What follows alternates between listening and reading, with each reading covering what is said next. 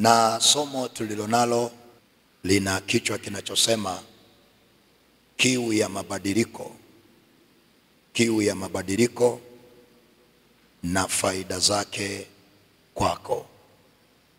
Kiu ya mabadiliko na faida zake kwako. Na tunaongozwa na kitabu kile cha Luka sura ya 9. Luka sura ya 9 na ule mstari wa 11. Luka sura ya 9 na ule mstari wa 11.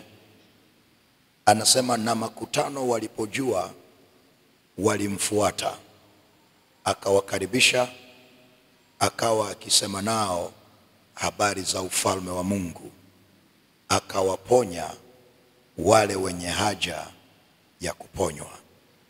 Akawaponya wale wenye haja ya kuponywa. Twende tena kitabu cha Zaburi ya 84 na ule mstari wa 7.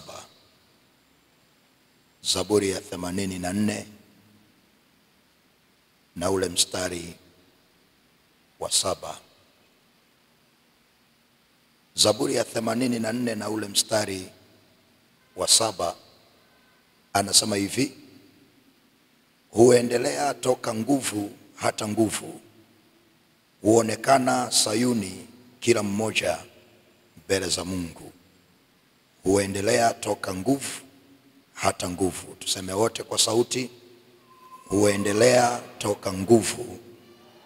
Rudia tena kwa sauti kubwa: huendelea toka nguvu hata nguvu. Twende tena kitabu cha Mithali sura ya 16. Mithali sura ya 16 na ule mstari wa 1. Mithali sura ya 16 na ule mstari wa 1. Anasema, maandalio ya moyo ni ya mwanadamu, bali jawabu la ulimi hutoka kwa Bwana. Maandalio ya moyo ni ya mwanadamu, bali jawabu la ulimi hutoka kwa Bwana. Bwana Yesu asifiwe. Tumeweka msingi asubuhi wa somo hili, na kadiri siku zitakavyokuwa zinaenda tutakuwa tunaingia ndani kidogo kwenye somo hili. Na pia tumepewa kichwa kinachotuongoza juu ya mlango wa rehema upo wazi kwa ajili ya uponyaji wa familia. Na ili familia yako iweze kuponywa, lazima moyoni mwa wanafamilia kujengeke kiu ya kutamani kuona mabadiliko. Kwa sababu maandiko yanasema maandalio ya moyo ni ya mwanadamu, na jawabu la ulimi linatoka kwa Bwana. Tazame jirani, mwambie maandalio ya moyo ni ya mwanadamu. Kwa hiyo anasema maandalio ya moyo ni ya mwanadamu, na jawabu la ulimi linatoka kwa Bwana.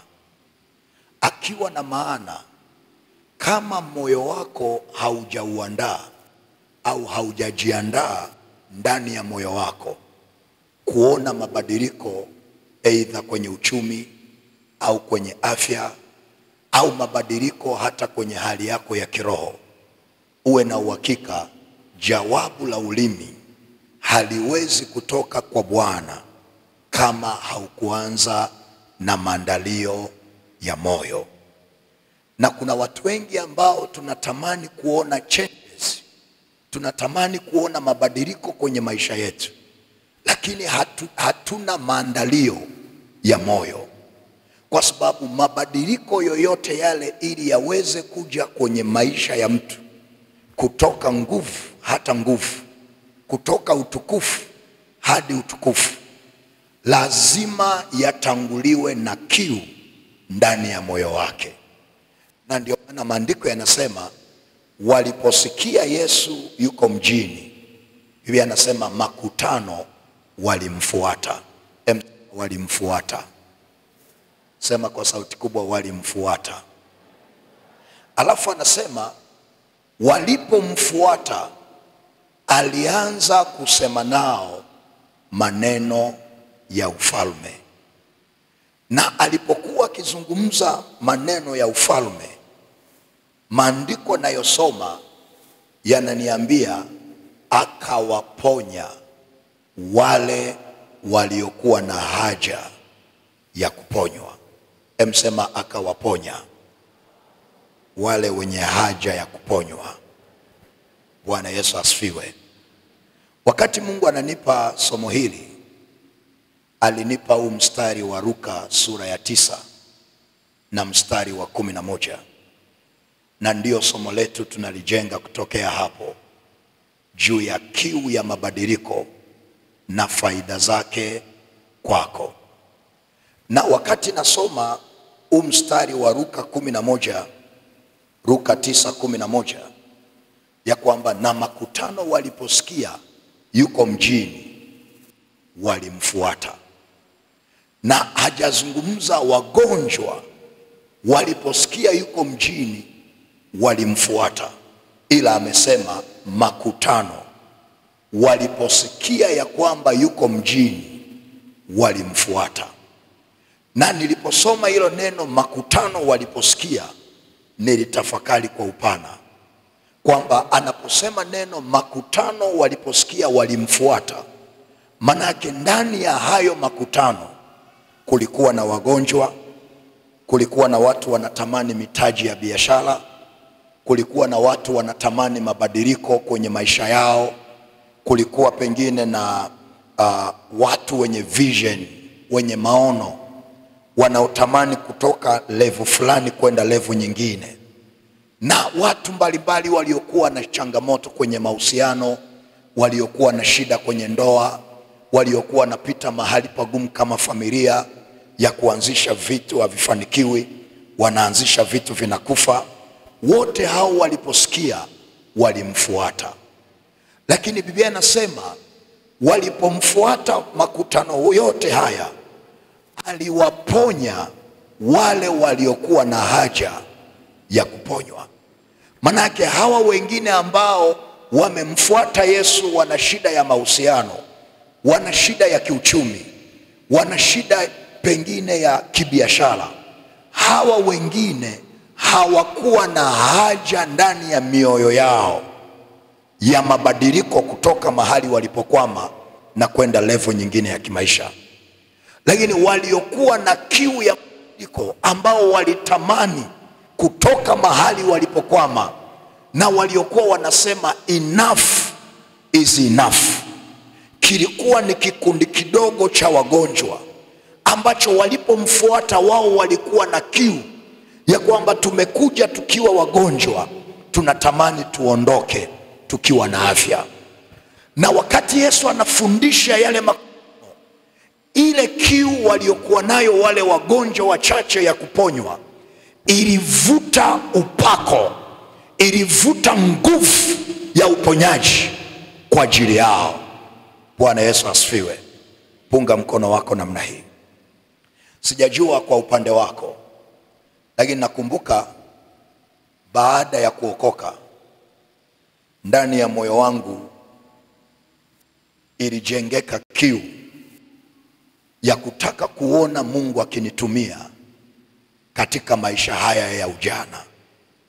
Na nilitamani sana kuona udhihirisho wa nguvu za Mungu, kiasi ambacho hata nilipokuwa nikienda kanisani, ile kiu nilionayo ilikuwa inanifanya nisiwaangalie watu wengine, ila nijitazame mimi na Yesu. Na siku ambayo sitaisahau, nilihudhuria kwenye mkutano wa Mwalimu Christopher Mwakasege miaka hiyo, akiwa anafanyia kwenye viwanja vya Jangwani. Nilienda pale, moyoni nikawa na kiu, natamani kuziona, kuona mabadiliko kwenye huduma yangu. Na miaka hiyo kihuduma nilikuwa nimekwama, ndio naanza, hakuna mpenyo, hakuna kusogea, hakuna hatua yoyote ile. Kwa nimehudhuria ule mkutano, nikasema Mungu, kama upo natamani nikuone, kama upo natamani nikuone. Na tulipoenda kwenye ule mkutano, wakati tunaanza kuimba na kuabudu, mimi nina kiu, nasema Yesu, natamani leo nikuone, ubadilishe maisha yangu na ubadilishe na huduma yangu. Sitasahau baada ya kuimba na maombi ya mwanzo pale, baadaye mwalimu alisimama. Aliposimama siku hiyo, nakumbuka akaanza kufundisha na akafika mahali akasema, ninaona kuna kijana huko hapa ambaye una kiu ya kumuona Mungu kwenye utumishi aliyokupa, na anasema naona umekata tamaa kwa sababu ya vikwazo unavyokutana navyo. Akasema saa hii nguvu za Mungu ziko juu yako sawa sawa na kiu ulionayo. Alipozungumza hayo maneno, sijui labda tulikuwa wengi ambao tulikuwa tumekwama na tulitamani kumuona Bwana, lakini nachokumbuka ile kiu nilionayo, alipotamka tu yale maneno, kuna upako na nguvu zilinishukia pale.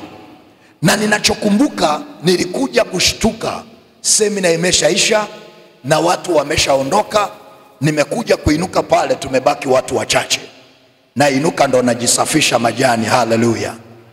Lakini ninachotaka niseme, kuanzia nilipoinuka pale, na maisha yangu yalibadilika katika jina la Yesu, na utumishi wangu ulibadilika katika jina la Yesu. Na kuanzia nilipoinuka hapo, nikawa natembea naimba wimbo, nina haja nawe kila. Simona uliyeka naye hana kiu, hata kuimba haimbi. Kuni ifa Yesu, Yesu na kuhitaji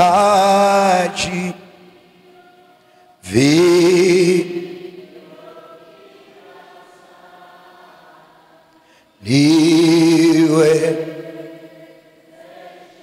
Mwokozi na Nisikilize kidogo, mtu wa Mwanza.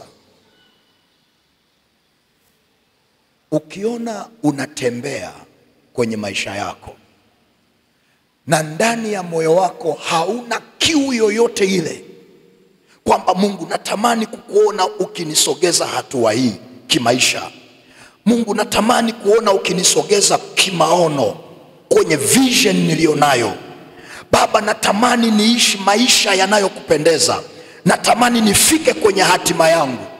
Ukishaona unaishi maisha ambayo moyoni hauna kiu yoyote ile ya mabadiliko, uwe na uhakika wewe ni maiti unayetembea kabisa. Kwa sababu Mungu hawezi kufanya chochote kwenye maisha yako mpaka ameona your desire, ameona kiu yako. Na mimi nataka ufahamu, kwenye haya maisha hakuna mtu aliyezaliwa kwamba yeye ameandikiwa kwamba wewe utakuwa tu mtu wa juu, huyu atakuwa mtu wa chini, wewe utakuwa mtu wa kupata, wewe utakuwa mtu wa kukosa. Hakuna mtu ambaye amepewa kwamba wewe una upendeleo kuliko mwingine, no. Ila kinachotutofautisha ni zile desire na kiu ambazo zinajengeka ndani yetu baada ya sisi kuzaliwa. Kwa sababu hata waliofanikiwa wamezaliwa kwenye familia ambazo hazikuwa na mbele wala nyuma. Wamezaliwa kwenye familia ambazo wazazi hawakuwa na address yoyote ile kwenye maisha yao. Wamezaliwa kwenye familia, labda niseme hivi, kuna wale wazazi ambao tuko hapa ambao tumetokea kwenye familia ambazo hazikuwa na lamani, lakini tukapambana. Leo watoto wetu wamezaliwa, wanakuta ili aende shule basi inamfuata getini. Kwa hiyo anatoka tu ndani anaingia getini kwenye gari. Hajui ya kwamba wewe ulisoma kwa kutembea kwa miguu kilomita za kutosha. Haelewi. Na hajui yeye anaenda shule, anakunywa chai, anakula na chakula cha mchana, anarudi nyumbani yuko vizuri. hajui ya kwamba sisi wengine tumesoma, tunabeba chakula viazi vya kuchoma. Haleluya. Tuliobebaga viazi punga mkono namna hii. Hawa vijana waliokuwa naimba kwaya hawawezi kuelewa haya mambo. Bwana asifiwe. Kuna wenzangu na mimi ambao tulikuwa tunabeba mahindi ya kuchemsha, tena umeyaiba, au hindi la kuchoma umeiba, mama asijue. Tutakiane amani hapa. Mama, wewe kuibaga mahindi Bwana asifiwe. Sasa leo mtoto uliyemzaa, yeye amezaliwa kwenye neema. Hajazaliwa kwenye mazingira kama tuliozaliwa sisi. Lakini tulipozaliwa kwenye hayo mazingira, tulitengeneza desire, tulitengeneza kiu ndani yetu, ya kwamba maandiko yanasema tunatoka hatua kwenda hatua, nguvu mpaka nguvu, heshima mpaka heshima. Tulitengeneza desire, tulitengeneza kiu ya kwamba Bwana Yesu, ni kweli tumezaliwa kwenye haya mazingira, lakini neno lako litimie kwenye maisha yetu. Leta mabadiliko kwenye uchumi, leta mabadiliko kwenye elimu, leta mabadiliko kwenye maisha. Na baadaye hatua kwa hatua Mungu akaanza kutusaidia mpaka leo tumefika mahali tulipofika. Lakini ili atusaidie, aliangalia kwanza kiu ambazo tulikuwa nazo kwenye maisha yetu. Na ukiona yeyote amefanikiwa kwenye maisha, cha kwanza kinachoanza ni desire. Sema desire. Sema the power of desire. Sema kwa sauti kubwa hata kama umeshiba chai. Sema the power of desire. Bwana Yesu asifiwe. Na kiu, ile nguvu, the power of desire, ndio inayofanya ukienda kwenye biashara, saa ingine ni kweli umeuza, lakini unaweza ukashinda njaa. Kwa nini? Una kiu ya kufika mahali fulani.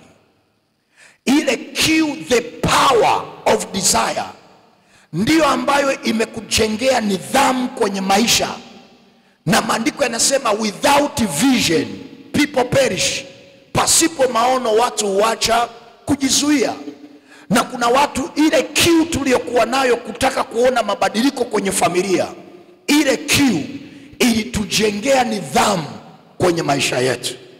Na Mungu akaangalia ile kiu na akahakikisha ya kwamba ametutoa kutoka level moja na akatupeleka level nyingine.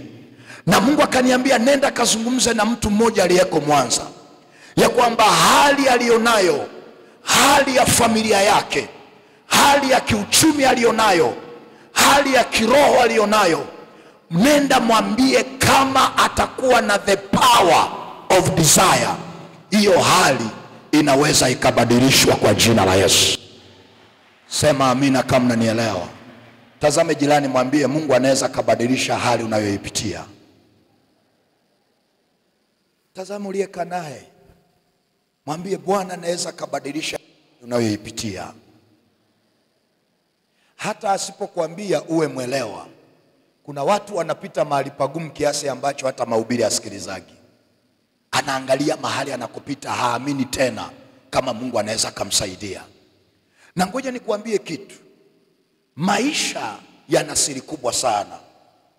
Usimuone mtu anayecheka ukafikiri ya kwamba kila kitu kiko sawa. Kuna wengine wanaamua kuficha maumivu yao kwa tabasamu. Anaamua kutokumuonyesha mtu, kila mtu mahali anakopita, kwa hata kama anapitia jambo gumu anajilazimisha kucheka. Na kuna watu wengi ambao they are smiling outside but inside they are bleeding. Wanacheka kwa nje lakini mioyo yao inavuja damu. Na kuna watu akikaa akakusimulia mapito alionayo, akikueleza mahali anakopita, akikueleza changamoto anayopitia kwenye familia, akikueleza changamoto anayopitia kwenye mahusiano, na kwenye uzao utasema Bwana asante, bora ya kwangu kuliko ya kwake. Na ndio maana jifunze kumwamini Bwana. Kwa Mungu mambo yote yanawezekana, na yasiyowezekana kwa wanadamu kwa Mungu yanawezekana. Inawezekana mahali unakopita wanadamu wasikuelewe, lakini Mungu anaelewa mahali unakopita. Inawezekana machozi yako wanadamu wasiyaone, lakini Mungu anayaona machozi yako. Na majira yake yakifika ataleta mabadiliko kwenye maisha yako. From pain to praise, kutoka kwenye mateso mpaka kwenye sifa. Na hayo mabadiliko anayaleta kwako wiki hii kwa jina la Yesu Kristo wa Nazareth. Nasema hayo mabadiliko anayaleta kwako wiki hii kwa jina la Yesu. Anakutoa kwenye machozi mpaka kwenye furaha. Anakutoa kwenye madeni mpaka kwenye heshima. Sema amina kama unanielewa.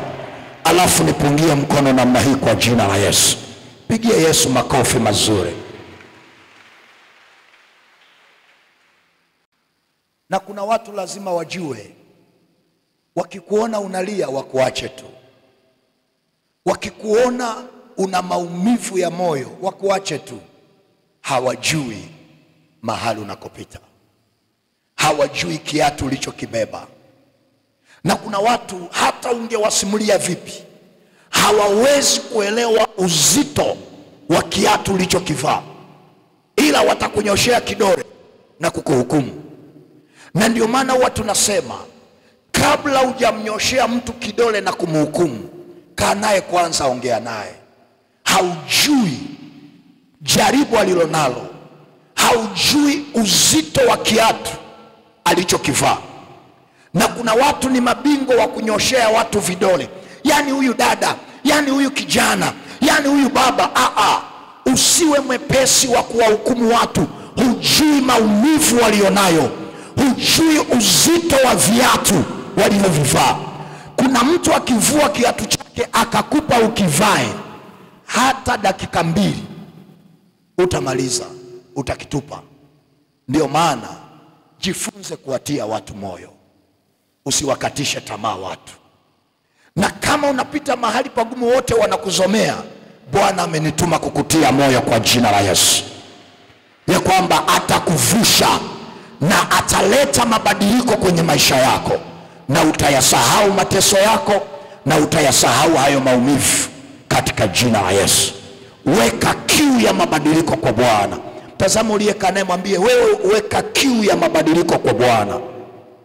Saidia kumtikisa, akikasirika ataniona hapo nje. Mtikise, mwambie weka kiu ya mabadiliko kwa Bwana.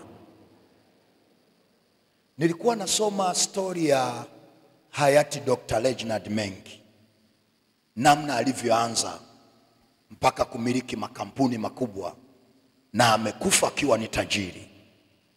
Na huyu Dr. Reginald Mengi, hayati Dr. Reginald Mengi, ndiye aliandika kile kitabu cha The Spirit of Success. Na pale ameonyesha the power of desire. Ameandika I must, I will, I can. Hayo maneno ni maneno ya mtu ambaye unaona kabisa kwamba mahali alipokuwa hapakuwa mahali pazuri. Mahali alipokuwa hapakuwa mahali pa mafanikio.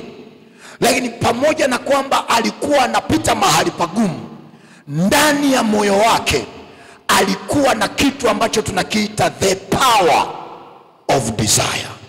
Ya kwamba no matter leo napita kwenye shida, but one day, yes. No matter leo ninachekwa, but one day, yes. Na ndio maana akasema I must, I will, I can. Na huwa tunasema kuzaliwa kwenye familia maskini sio kosa lako, ila kufa maskini ni makosa yako, na mbinguni tutakulaumu sana. Tazama jirani uliyekaa naye, mwambie kuzaliwa maskini sio kosa lako. Nimesema mwangalie uliyekaa naye, mwambie kwa sauti, kuzaliwa maskini sio kosa lako, ila kufa maskini ni makosa yako. Bwana Yesu asifiwe. Na kuna mtu unakutana naye, yani anasema, yani ningezaliwa na wazazi kama wa yule, yani ningezaliwa kwenye familia kama ya wale. No, Mungu ana makusudi ya kuruhusu uzaliwe kwenye hiyo familia. Na maandiko yanasema kama utakusudia jambo litatokea kwenye maisha yako, na Bwana ataziangazia njia zako mwanga. Lakini ni mpaka ukusudie jambo. Haijalishi umezaliwa kwenye familia maskini, ukikusudia kuleta mabadiliko inawezekana kwa jina la Yesu. Haijalishi umezaliwa kwenye familia ambayo inaaibika, familia ambayo haina address. Mungu amenituma hapa jijini Mwanza kutafuta Yusufu mmoja ambaye atakuwa na desire, the power of desire, ya kwamba no matter what, haijalishi hatuna anwani, kwa as long as nina Yesu ndani, Yesu atanisaidia kutengeneza anwani yangu na anwani ya familia yangu. Yesu atanisaidia kubadilisha maisha yangu na kubadilisha maisha ya familia. Na Mungu anamtafuta huyo mtu. Inawezekana ni wewe. Change your mindset. Usijiangalie ukajizalau, usijitazame ukajiona wa kawaida, usijitazame ukaenda na maneno ya watu wanaokutazama. Hawajajua. Ni kweli kwa jinsi ya kibinadamu hawaoni maana yoyote kwenye maisha yako, lakini ndani yako una power of desire, una kiu ya mabadiliko. Na hiyo power ya desire Bwana ataifuatilia mpaka hakikishe mabadiliko yametokea kwenye maisha yako. Wangapi wananielewa hapa? Sema amina kama unanielewa. Na ndio maana as long as una Mungu ndani yako, usikubali mtu yoyote yule akubabaishe. Tazama uliyeka naye, mwambie tuheshimiane. Tikise kabisa, mwambie leo tuheshimiane. Hujui kesho nitakuwa nani. Watu wa Mwanza hamsemi Mama ametupa neno.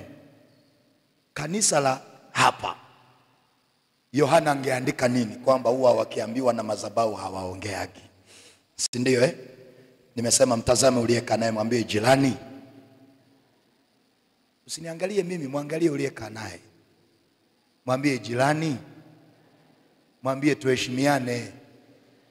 Ni kweli leo maisha yangu hayaeleweki, lakini moyoni nina nguvu ya desire. Hallelujah. Mwambie Bwana analeta mabadiliko wiki kwenye maisha yangu. Wangapi wanaamini mabadiliko wiki kwenye maisha yao? Mshangilie Bwana kwa makofi mazuri. Na mimi natafuta watu wiki ambao akitoka semina, hata kama mnapita mahali pagumu, hata kama mnachekwa, jana ulikuwa umekata tamaa, lakini baada ya semina unatembea. Maisha haya ninapita tu, hali hii ya sasa ni ya muda tu, ushindi wangu ukaribu na mtetezi wangu. Ibada ya pili, au kwa sababu mmeshiba chai? Punga mkono kama mmeshiba chai. Wameshiba chai. Wangapi wanasema kuna kitu kinatokea wiki kwa jina la Yesu? Wangapi wanasema kuna jambo lazima litokee wiki kwenye familia yangu kwa jina la Yesu? Sema amina kama unanielewa. Inua mikono, pigie Bwana makofi mazuri. Hallelujah. Na mimi natafuta watu kama hayati Dr. Reginald Mengi, ya kwamba I must, I will, I can. Haijalishi mahali nilipozaliwa, haijalishi hakuna ambaye ana cheo cha maana, haijalishi hakuna kwenye mtu kwenye familia ambaye ana anwani inayosoma, haijalishi tunachekwa leo, haijalishi tunalala njaa leo, natafuta mtu anasema I have the power of desire, ya kwamba one day Yes. Na maandiko yanasema ya kwamba maandalio ya moyo ni ya mwanadamu na jawabu la ulimi latoka kwa Bwana. Bwana anatafuta mtu kwenye familia anayejiandaa kwa ajili ya mabadiliko, anayejiandaa kwa ajili ya heshima, anayejiandaa kwa ajili ya kupelekwa next levels. Wako wapo waliojiandaa hapa. Inawezekana wengine wakiangalia wanakopita wanakata tamaa. Wewe usikate tamaa. Bwana waambia I have the power of desire. Wakati wanasema haiwezekani, wakati wanasema tumeisha, wakati wanasema sisi ni wa hapa hapa, wanashangaa unakatiza mtaani. Sitabaki kama nilivyo, sitabaki kama. Wanashangaa, wanasubiri utalalamika. Wanashangaa, silalamiki wala sikufuru, najua ni darasa napitishwa. Uliyekanae kama haimbi ameshajikatia tamaa, hata usimshangae. Imani yangu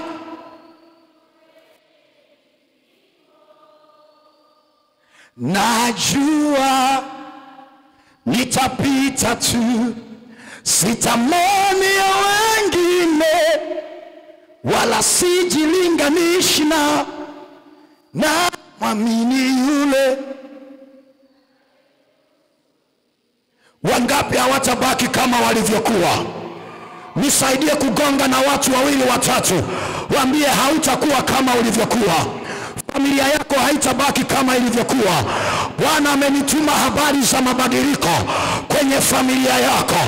Wasomi watatokea, viongozi wakuu kwenye familia yako watatokea, wafanyabiashara wa kimataifa watatokea, watumishi wa kimataifa watatokea, waimbaji wakubwa watatokea. Wako wapo wanaonielewa hapa? Nasema pokea, sema amen. Pigie Bwana vigelegele. Wangapi wanasema something is going to happen? Sema amina kama unanielewa. Kuna watu watainuka, watakwambia huyo Mungu mbona hajakusaidia miaka yote unaomba, semina zote umehudhuria, mbona hakusaidia? Hayo mabadiliko mbona hatuyaoni? Unajua nawaambiaje? Si mara ya kwanza kunitoa katika magumu. Ni na ushuhuda zaidi ya moja, we ni mwaminifu. Ni na historia, we ni chemchem ya uzima. Naelewa maji na moto nitapita. Upande huu ndo wananielewa, hawa wengine hao ngoja niwe mhubiri wa hao. Mara nyinyi muimbi, Mungu wangu wanishika mkono, wautuliza moyo wangu, sina mashaka.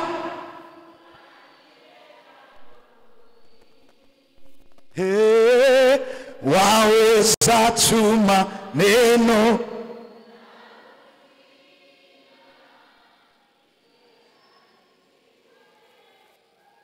hata usiyafanye hayo yote. Pigie Yesu vigelegele. Watu wa Mwanza, haleluya. Hebu sema kutoka nguvu mpaka nguvu.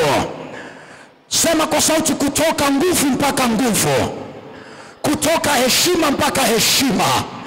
Sema kwa Bwana yote yanawezekana. Sema amina.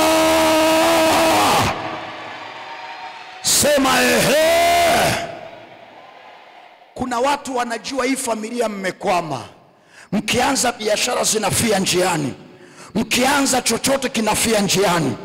Ukishapiga maombi ya wiki hii, walizoea kukuona unalia mambo yanakwama.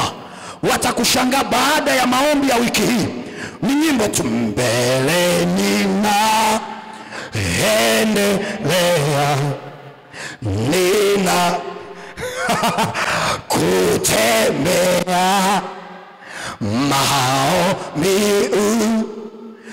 yasikie, Bwana nipa, Bwana, Bwana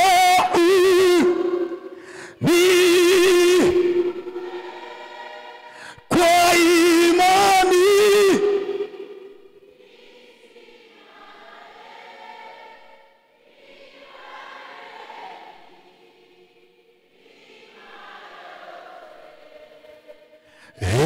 Bwana nipa. Wangapi wanasema ninaendelea mbele? Maisha yangu yataendelea mbele. Biashara yako itaendelea mbele. Watoto wako kimasomo wataendelea mbele. Uchumi wako utaendelea mbele. Wangapi wanasema mabadiliko kwenye maisha yangu yanatokea, kwenye uchumi wangu yanatokea? Hautakopa bali utakopesha. Hautalia tena, Bwana anakupa kicheko. Hautakuwa mgonjwa tena, Bwana anakupa afya. Anawaponya walio na haja ya kuponywa, anawainua walio na haja. Wangapi wana haja ya kuinuliwa hapa? Inuka, gonga na watu wawili watatu, waambie tuonane next levels, tuonane next levels. Aliyekaa chana naye, tafuta anayekuelewa, waambie tuonane next levels. Maono yako hayatafia hapo, ndoto yako haitafia hapo. Wangapi wanasema amina? Yale maono ya biashara kubwa hayawezi yakafia hapo. Bwana analeta mabadiliko. Yale maono ya supermarket kubwa Mwanza hayawezi yakafia hapo. Sijaona watu wenye power of desire. Rabasaya. Something's going to happen. Sema amina kama unanielewa. Weka mkono kwenye nafsi yako, sema nafsi yangu sikia. Isemeshe kwa nguvu, nafsi yangu sikia. Yale maono nilionayo hayajafa kwa sababu ya mapito nayoyapitia. Ile ndoto nilionayo haijafa. Kule Bwana anakonipeleka bado ananipeleka. Sitakwamia njiani na Yesu ananisaidia. Maandalio ya moyo ni ya mwanadamu, jawabu la ulimi linatoka kwa Bwana. Sema nafsi yangu endelea mbele kwa nguvu. Sema nafsi yangu endelea mbele kwa nguvu, kama usirudi nyuma. Wanaoendelea mbele kwa nguvu mpigie Bwana vigelegele. Halafu gonga na watu watatu, waambie ndoto yako haijafa, ndoto ya familia yenu haijafa. Mizimu ya ukoo haiwezi kuzuia power of desire, haiwezi. Wakawapa naonielewa hapa. Ninatamka kama masihi wa Bwana, wasomi watatokea kwenye ukoo wenu. Wasomi wenye heshima watazaliwa. Wanasiasa wakubwa watatokea kwenye familia yenu. Wafanya biashara wakubwa watatokea. Wangapi wananielewa hapa? Sema amen.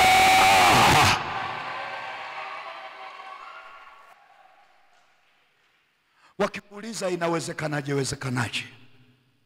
Unawaambia kuna yule aliyenipenda, si kwa ajili ya mali.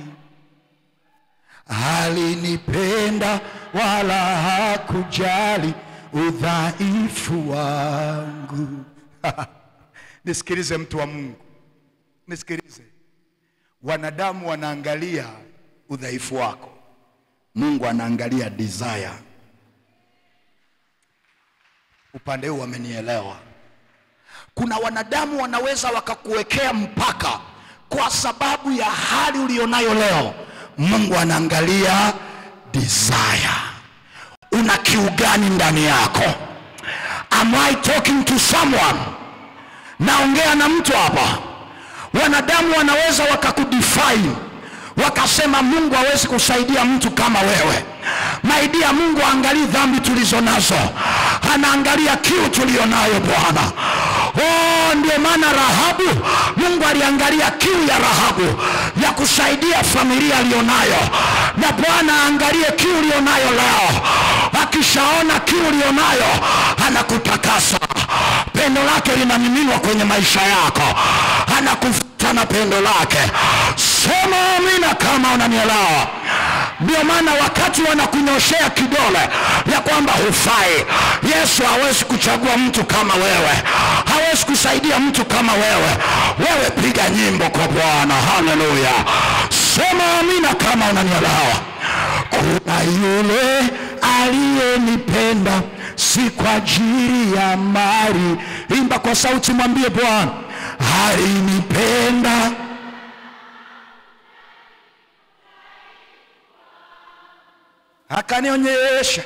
Akanionyesha upendo ambao sijaona kwa wengine. Huyu halali wala hasi, hata leo hajawahi kunichoka. Alafu napenda kipengele kinachofuata. Sikumtafuta, ni yeye aliyekuja kwangu. Bwana anakuja kwako wiki kwa jina la Yesu. Wangapi wanasema amina hapa? Bwana anakuja kwenye familia yako wiki kwa jina la Yesu. Bwana anakuja kwenye biashara yako wiki hii. Wangapi wanasema amina? Sema amina. Yesu, huyu Yesu, rafiki mwema. Yesu, huyu Yesu, nina. Wangapi wanampenda Yesu wangu? Tuimbe kwa sauti, tuende. Yesu,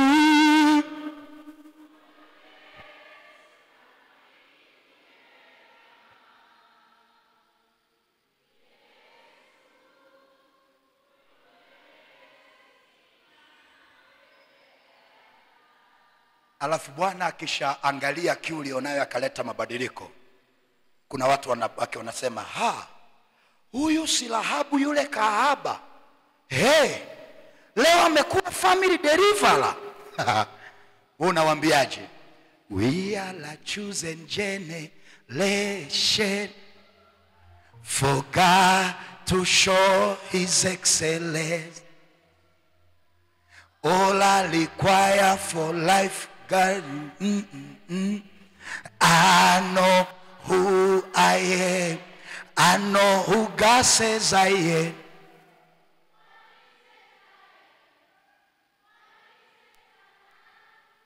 I know who I am. I'm walking power. I'm walking miracle. I live a life of favor, 'cause I know who I am. I'm walking power. I'm walking miracle. I live a life of favor, 'cause I know who I am. Everybody shout, yo!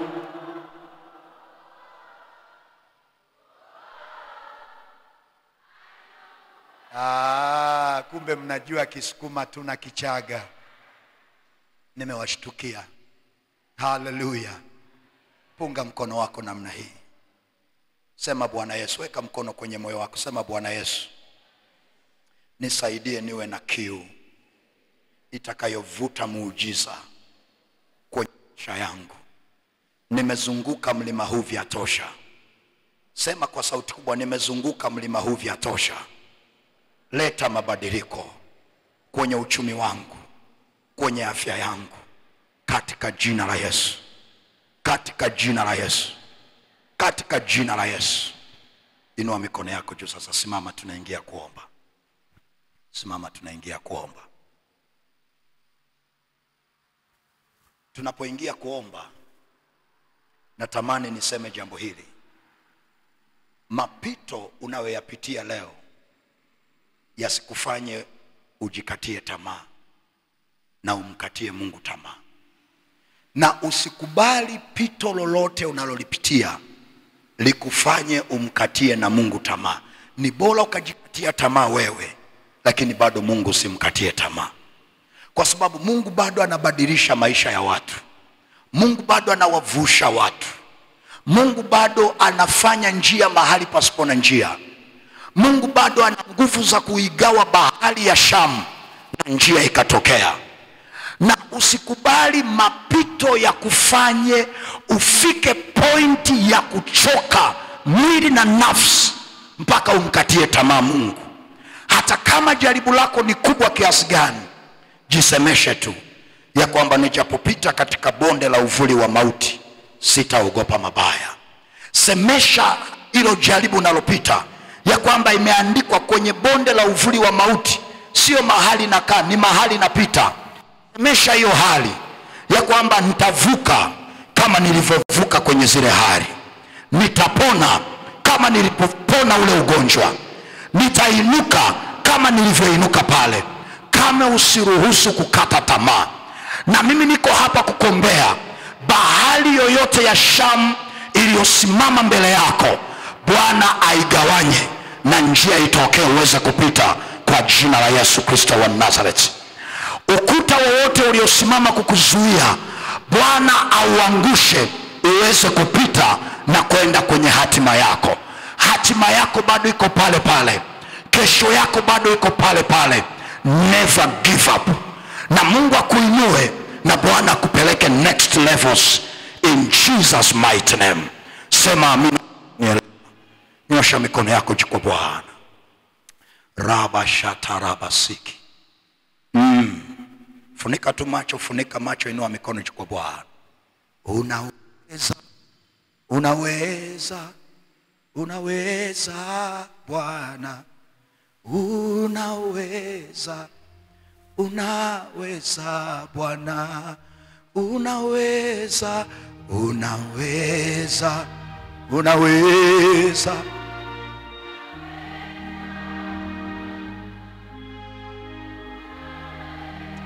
Usiimbe kwa mazoea. Unaweza, unaweza, unaweza, unaweza. Hata kama ni mizimu ya familia, na kuanzia jioni tunaingia huko waliokuamishwa na mizimu. Unaweza, unaweza. Rabusha ndarababusha talalalabasi. Rababusha katalalalabasi.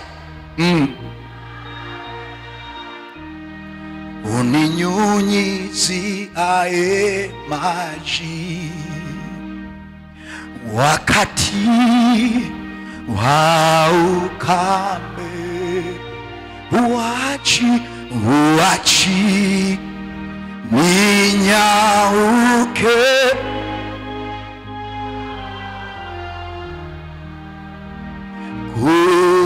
Kupenda na kupenda na mwambie nakupenda Bwana, na kupenda mnyunyizi, mnyunyizi wangu.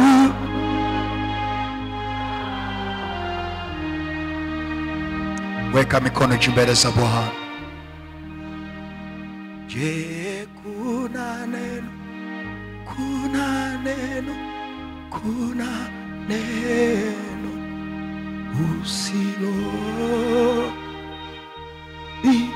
usiloliweza? Je, kuna rabusha talalalabasi. Inua mikono juu, imba kutoka moyoni. Usiloliweza liweza. Je, kuna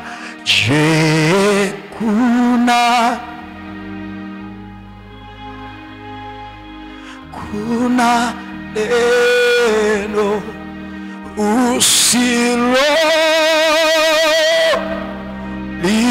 usiloliweza? Je, kuna hilo jambo nalolipitia Bwana naliweza? Usilo. Mara ya mwisho kwa sauti.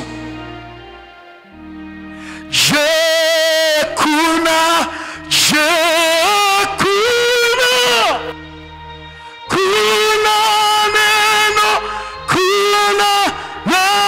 neno usilo liweza? Je, kuna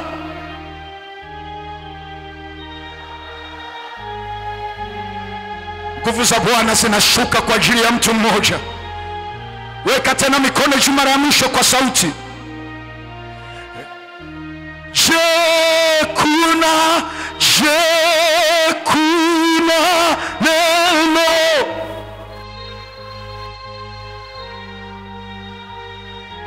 usilo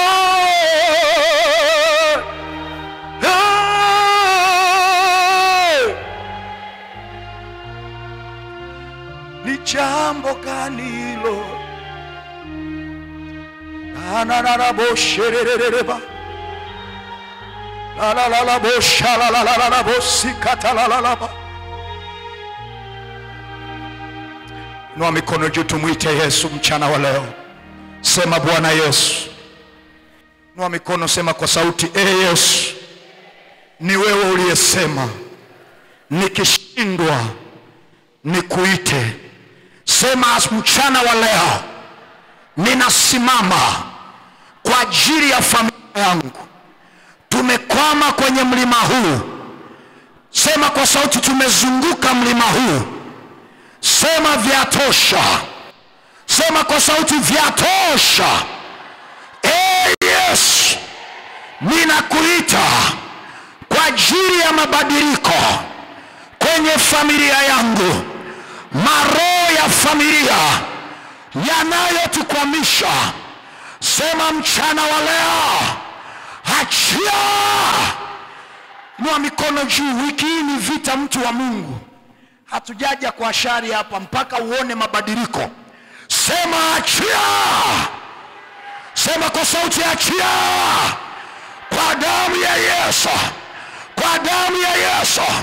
Miungu ya familia, historia ya ukoo inayozuia mabadiliko kwenye maisha yangu, kwenye uchumi wangu, kwenye biashara yangu, sema mchana wa leo, ninaita damu ya Yesu. Sema kwa sauti, damu ya Yesu, damu ya Yesu, damu ya Yesu, damu ya Yesu. Kila roho inayozuia mabadiliko, sema niachie. Sema niachie. Sema niachie kwa damu ya Yesu. Inua mikono juu. Inua mikono juu.